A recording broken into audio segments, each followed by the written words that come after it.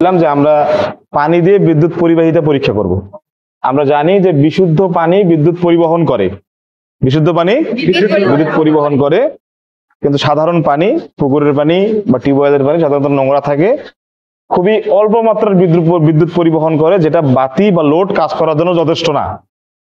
কিন্তু সেই পানিকে আমরা সম্পূর্ণরূপে পরিবাহিতে রূপান্তর করতে পারি। কিভাবে রূপান্তর করব? আমরা যদি কোনো পানিতে সামান্য পরিমাণ লবণ মিশ্রিত করি, কি মিশ্রিত করি? লবণ মিশ্রিত করি, তাহলে সেই পানির পরিবাহিতা বেড়ে যায়। পরিবাহিতা কি হয়? বেড়ে যায়। আচ্ছা, এখন এই পানি আছে এখানে, এই পানির কিছু মেশানো নাই। আমাদের লাইনটা দাও, লাইনটা নিয়ে আসো, কটটা নিয়ে আসো। দেখো, এটা একটা সিরিজ ল্যাম্প। আমরা পানির পরিবাহিতা পরীক্ষা করব যে বিশুদ্ধ পানি আর লবণ মিশ্রিত পানি কিভাবে হয়। আমরা প্রথমে এই সাধারণ লবণ মিশ্রিত ছাড়া বা লবণ ছাড়া পানিতে দিয়ে দেখবো যে বাতিটা জ্বলে কিনা। নির্দিষ্ট দূরত্বে রাখবো, নির্দিষ্ট দূরত্বে রাখবো। দেখো, এটা একটা সিরিজ ল্যাম্প। আমি যদি এখানে সংযুক্ত করি তাহলে বাতিটা জ্বলতেছে। এখন এটা যদি আমি কোনো পরিবাহী ব্যবহার করি, এক্সাম্পল হিসেবে আমি যদি, এটা লোহা না, এটা পরিবাহী না, আমি যদি দুই প্রান্তে ধরি তাহলে কিন্তু বাতিটা চলবে। চলছে না? পরিবাহী হিসেবে যেটাই হোক কাজ করলে জ্বলবে।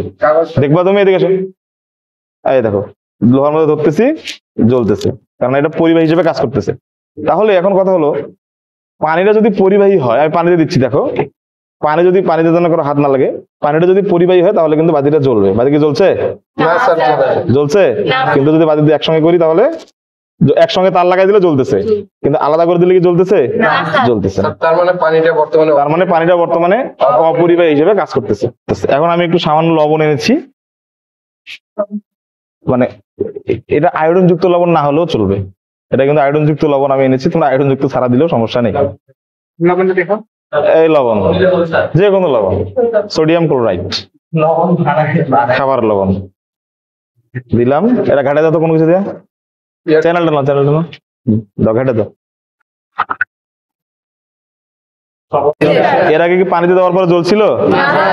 এবার দেখি জ্বলে কিনা। জ্বলছে না? পানি অনুযায়ী লবণ কম হয়েছে, কিন্তু লবণ দেওয়ার কারণে কি পানিটা পরিবাহী হিসেবে কাজ করতেছে? এখানে তুমি আর একটু লবণ দিলে পরিবাহিতা আরো বাড়বে। দেখো, কাছাকাছি আনলে আলোটা একটু বাড়ে, আর দূরে নিয়ে গেলে, তার মানে এরা দেখো, লবণটা, পানিটা পরিবাহী হয়েছে কিন্তু আদর্শ পরিবাহী হয় নাই। কথা বোঝা গেছে? তাহলে আমরা কি শিখলাম?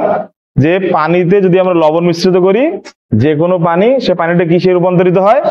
পরিবাহীতে রূপান্তরিত হয়। সাধারণ অবস্থায় পানি পরিবাহী হিসেবে কাজ করে না, যদি বিশুদ্ধ পানি হয় সেই হিসেবে আলাদা।